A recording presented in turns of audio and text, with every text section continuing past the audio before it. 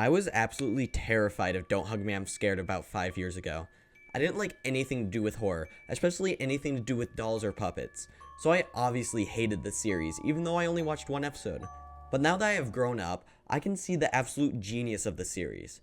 The impressive visuals for only being a YouTube series are awe-inspiring. The cryptic way of storytelling is really interesting and allows for you to find your own interpretation of the series.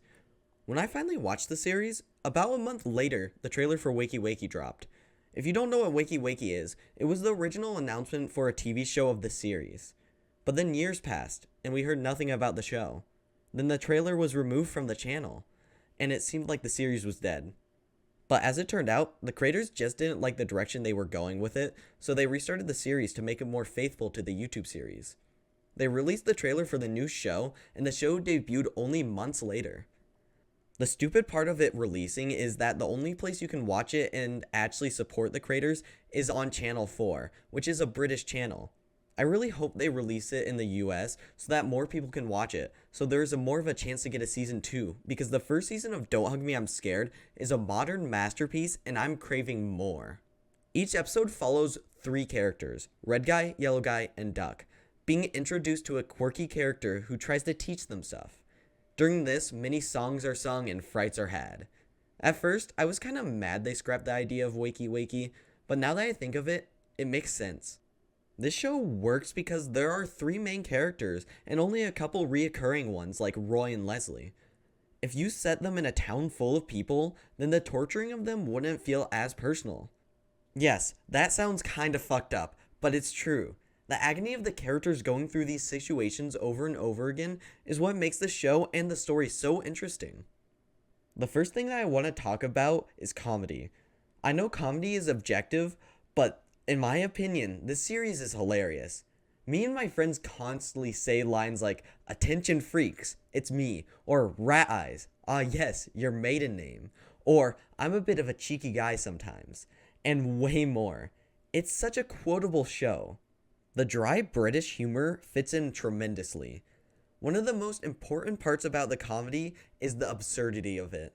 Like when a urinal randomly comes to life and starts smoking a cigarette. And the last part of the comedy is shock.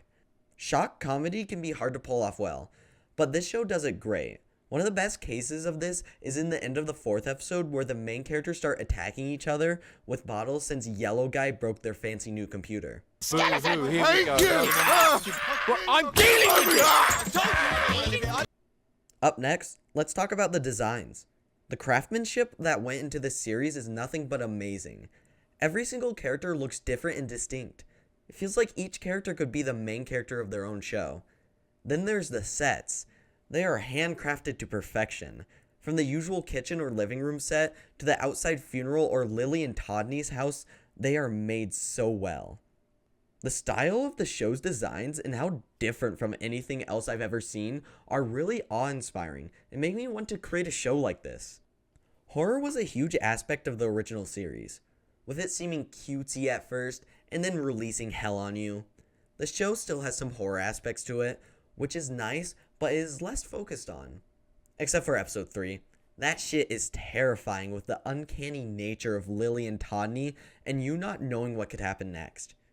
Yeah, but other than that, there's only moments in episodes like the Carehound in the 1st episode or the grotesque worm creature in the 4th episode. I'm glad they went more into the surreal angle than just going with pure horror. The story of the series is really interesting.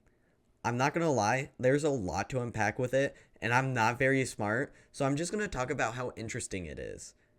I love the final episode where it has all these lore reveals and shows us Leslie for the first time. Then there's the part where Yellow Guy gets a book that will explain everything, but then he shreds it because he becomes stupid again. The perfect ending to the first season, and really left me wanting more, which is always good. There's a deeper story to it, but once again, I'm stupid, so go watch a theory video on it. Now, one of the best parts about the show, the songs. On first watch, I thought the songs were just fine, but the more and more I continued to rewatch the series, I started loving the songs. Some of the best ones are the Memories song from the 2nd episode, which is both comedic and also somehow heartbreaking. Another great one is Duck's song about family in the 3rd episode.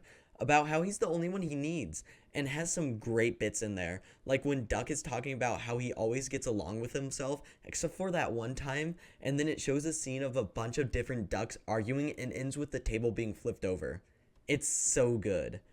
Then there's the one song that has transcended just being media. Listening to it sends you into an emotional journey that I've legitimately never been through before. And of course, that song is Duck's Shredder song. What about my shredder?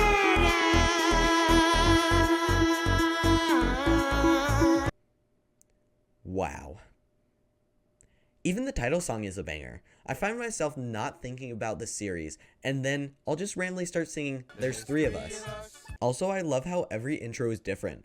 With one time we see Red Guy and he screams we live in an actual nightmare, or with Yellow Guy's monologue.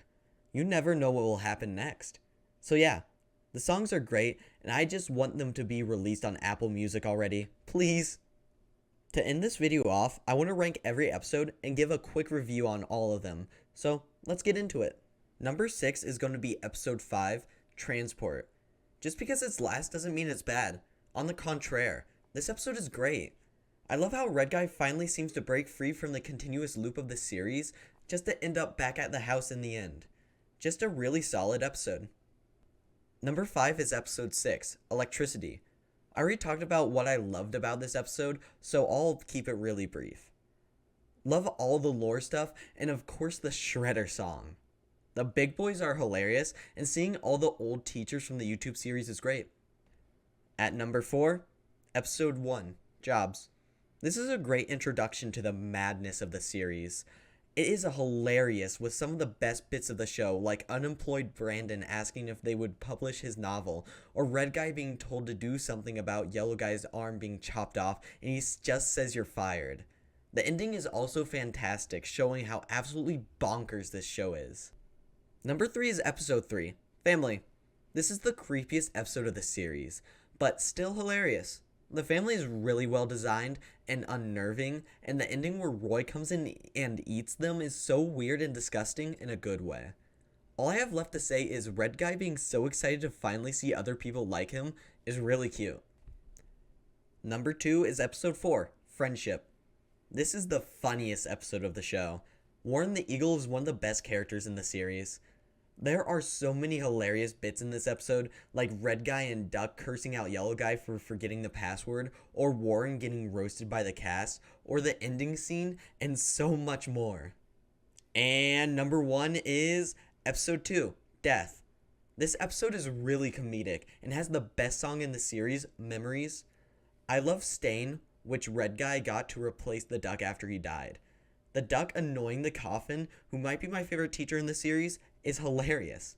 What else is there to say? This is a fantastic episode. In conclusion, the first season of Don't Hug Me I'm Scared is a masterpiece that if you haven't already watched for some reason, you need to. So yeah, thank you guys so much for watching this. If you like this video, please consider subscribing. I'll see you guys next time. Bye.